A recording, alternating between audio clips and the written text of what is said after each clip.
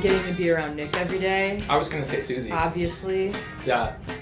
No, I really like covering the Apple events, the invite-only things that we get to go and, see their new stuff unveiled and type out 140 character tweets every 3 seconds for, 2 hours. It's an adrenaline thing. It's really fun, and, not a lot of people get to go, but everyone's really interested. So that's been one of my favorite things. For me, it's probably doing reviews of things I want, because it seems like just all the stuff I want is stuff we usually cover, so it's like almost like permanent try before you buy. Someone came into my room the other day and they said, "You have like a Juno room." And I said, "What does that mean?" And they're like, "Well, you just have all this really cool stuff." And I was like, "Oh, you mean like these 6 things that I'm sending back in like the next week and a half?" But it's like, yeah, here's a projector and here's a turntable and here's a speaker system and like 3 headphones in corners and stuff. I probably just look like a snob. We get a lot of fun packages in the mail. That's pretty sweet.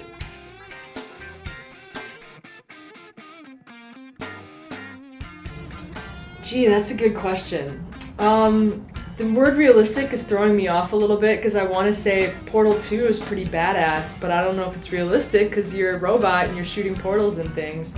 Do you just mean like really awesome graphics? Then, that's got it. It's got a great story. I like the Lego games, not realistic at all, but they just put out a Pirates of the Caribbean Lego game and the Star Wars saga, which has all the Star Wars movies in one game. What do you think, Nick? I know you're a big gamer. I would say, well, yeah, if you're talking about graphics, Minecraft wouldn't be my first choice, but if you're talking about like what you can do, I would say Minecraft, because you can get online and see like the SS Enterprise in full scale. Yeah, it's ridiculous, and like entire cities being built in Minecraft. That's the only game I know that you can do that. I can hardly get like Sims to pee in a toilet, so that's not exactly realistic. Minecraft is pretty cool. On Live, you should check out. It has a lot of games that aren't even, they don't have to be available for Mac, and you just download a little kind of browser plugin sort of client, and it lets you play tons of sports games, top tier PC and console games, and you can demo them all for free, so that's nice. If you don't know if you want to spend money on Arkham Asylum or something, you can just test it out. So that's a good way to just see what's out there, and it doesn't have to be, native for Mac, and you don't have to mess around with crossover Mac or Windows virtual machines or whatever. It all kind of just works. So check out onlive.com. You can sign up for free and do demos without ever paying a dime. And if by Mac you meant iPad, that's probably still got to be Infinity Blade. Is that what that's called? Yeah. Or Rage HD. Those are still just like, every time I see the screenshots, I'm like, I can't believe this was on a freaking iPad.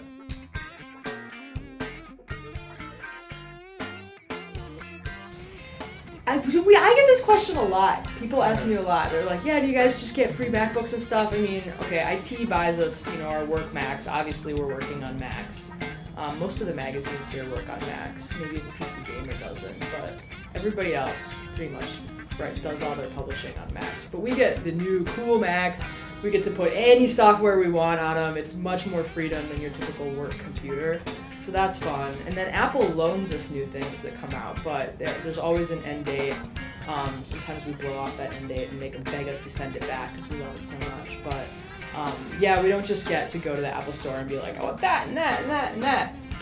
That said, working here has made me a bit of a fan person. So I do own an iPhone 4, an iPhone 3G, a couple of iPods, an Airport Express, an Airport Extreme, an iMac. Yeah, I kind of have a lot of Apple products, and I wish I could send them to you, but you'll have to pry them from my cold dead hands. I mean, yeah, you pretty much covered it. I think, yeah, if we got our stuff for free, I really think we would all be on MacBook Airs. Oh yeah, so nice. Despite the fact that it probably couldn't do the processes we needed to do, I think we would make it work. Most of them. Final Cut Pro on like an 11-inch Air would suck, but I would do that. So yeah, and I have an iMac, a white MacBook whatever the like first generation. It was like the first Intel-based MacBook, I guess. I think. Is that Classic. right? The white, yeah. I have, my work 15-inch MacBook Pro, an iPhone 4 on Verizon, so that makes it the newest iPhone 4 so far. iPhone 3G, and an iPod Classic that's 80 gigabytes, which I would not sell for the world, because that thing holds more than my music. It holds my passion, my soul.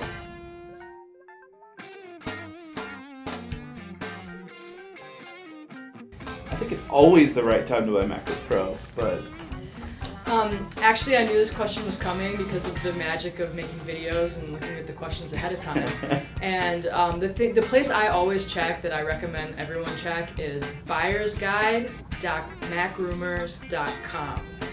And they do this thing where they track how long it's been since every Mac has been refreshed, and they kind of give it a green light or a yellow light or a red light. So according to that site, the MacBook Pro was refreshed about 200 days ago, and it usually goes 220 days maybe between refreshes. So that would seem to indicate that if the pattern continues, a refresh is on the way. So if you really, really need one, buy one, which is that's kind of always the answer. If you need it today, go buy it, whatever. It's going to be great, even when the new one comes out. But if you really want the new one and you'd be upset if you bought it and a new one came out in a month, then maybe you want to hold off a month.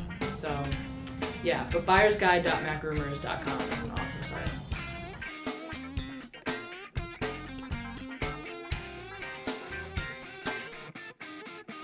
Yes, I will review your iPhone app. We get a lot of people will tweet us or just run into me on the street and just start shaking me and yelling at me to review their iPhone app. Here's the preferred way to get your iPhone app reviewed. I handle all the signing and editing of that coverage, so send me an email. It's Susie@maclife.com, and just tell me a little bit about your app, what it's called. A link to the App Store is always handy because then I can just click that link and go to the page. The magic of the interwebs. And obviously we get more requests than we can actually review because I think 100 bajillion apps go up every day, and it's kind of a Sisyphean task to review them all or whatever happens. But if it's good, then we'll put it on the list and try to get it reviewed.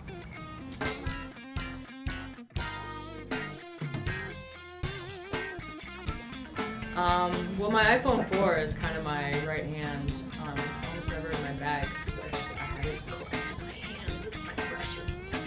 So there's that. And if I had a MacBook Air, I'd say that, but I don't have one. But my sweet Core i7 MacBook Pro is usually in my bag, and I'm glad that I have a bag that can accommodate it. It's awesome. Let's see. I'd probably say my iPhone charger and the cable. Which, totally crucial. We are always fiddling with our phones and fiddling with apps, and the battery just gets sucked dry. And also, because we work on MacLife, everyone in the building seems to think we have a magical tree that grows iPad cables. You guys wouldn't believe. Yeah, like every day. Hey, do you guys have a charging cable I can borrow? Bring it right back. Yeah, and we Liars. used to have a lot of them, and now literally I'm down to one, and I guard it with my life, and I never lend it to anyone, and it lives in my bag. So yeah, that's probably the most. And crucial. MacLife Editor pro tip: when you run out of iPhone cables, don't go to Apple and buy one for $19 because that makes puppies cry. Instead, go to monoprice.com. They're like $1.30 or something. If you order 10, they go down. Get all your friends together, just order 20, have a party, use them to whip each other, good times. And you can seriously get 15 for what Apple charges for one. Yeah. So then you won't be so upset when all of the moochers come and steal them and promise to bring them back and don't because they're dirty liars. Monoprice.com for cables. Figure out how many you think you need and multiply that by 10. Order 5 more because they're so cheap. Yeah. If you're gonna be paying for shipping, you might as well get it that idea.